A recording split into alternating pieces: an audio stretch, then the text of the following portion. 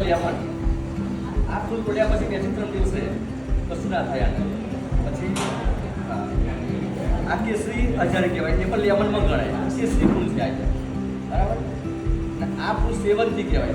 આ ફૂલ મોટા ભાગના આપણે રતલામને ઇન્દોર બાજુ થાય છે વાઇટમાં. વીજળી થાય છે પણ અહીં આગળ અહીં થાય છે, તો સેવંતી નહીં થતી. આ ગુલાબ છે, દેશી નહીં, કાશ્મીરી ગુલાબ કહેવાય. હા, આ ફૂલ પણ લગભગ તોડ્યા પછી 2 દિવસ થકી આપણે ઘરે, બરાબર. અને આ જલબેલા કહેવાય. અલગ અલગ કલરના આવે, વાઇટમાં, લાલમાં, પીળામાં, બધા મળી જાય. અને કહેવાય તાબીની, જે બુકેમાં વપરાય છે, બરાબર. હવે આપણે આ જરી છે વસ્તુ બુકેની અંદર બેઠવા માટે જોઈએ છે. જરી હારમાં બુકેમાં ટોટલી વાપરવા માટે જોઈએ. પછી ગાડીનો બુકે બનાવવો હોય કે અથવા ગુલદસ્તો આપવો હોય, એક આ વાપરવામાં આવે છે. આનો ભાગ કરવાનો આવે અને પાણીમાં પલાળવાથી ફૂલ એવા તાજા 2 થી 4 દિવસ સુધી રહે છે. કેટલા દિવસ? 2 થી 4 દિવસ સુધી રહે છે. ટોટલી સંગ્રહ ગાડીના બુકે બનાવીએ, મંદિરમાં ગીર બનાવીએ, એ ટોટલી કહેવાય. અને આ કાગળ જે કલગીની પાછળ બેસવાનું આવે છે, જેથી કરીને ડાળખા દેખાય નહીં આપણને, બરાબર.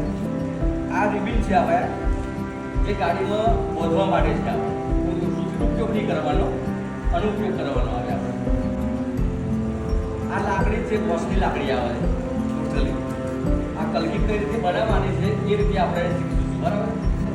આ ગુલાબને આ રીતે લાકડીથી મૂક્યો, આ રીતે આપણે એટલે સીધો દોરીથી વીંટવાનો આવે છે.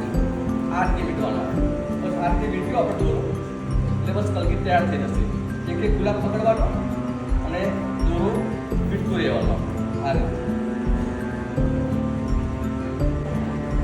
દોરો વીંટી જઈએ એટલે બસ આ રીતે અને ઘોડા ગોટમાં મળ્યા આ રીતે, બસ ગોટમાં એટલે બિલકુલ નીકળે નહીં. બસ બિલકુલ આ કલગી તૈયાર થઈ ગઈ. આ 20 રૂપિયા છે. આ કલગીના 20 રૂપિયા લે એટલે બસ આ તૈયાર થઈ ગયું.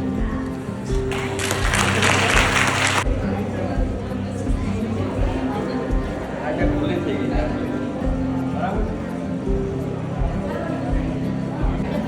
આ ગાડીના પણ ટૂંકે તૈયાર થઈ ગયા અને હું કાગળી કચ્છમાં રોકશું આપણે.